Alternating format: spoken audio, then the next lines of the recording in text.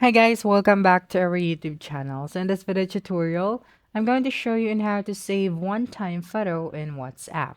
So the first method is when you open your WhatsApp application and then head on to a specific conversation and open a specific photo is you will have to use another mobile phone or mobile device and then use that to take a picture.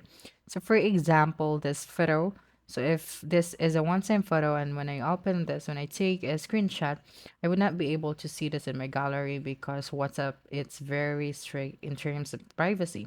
So I will going to use another phone, another mobile phone, so that I would be able to take a photo. Now, when you open a photo in WhatsApp, a one-time photo, you would not be able to screen record that or take a screenshot because of the WhatsApp privacy. Okay? So another thing that you can do is to go to your Play Store and then search for FamiGuard. Okay, and then download this application. Then you will then to create an account and then click on the me icon at the bottom right corner of your screen and then click on the upgrade.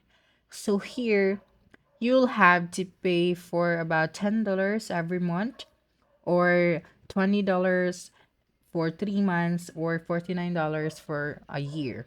Okay, so it's up to you if you want to have an access so that you could be able to save a photo on WhatsApp that is a one-time photo.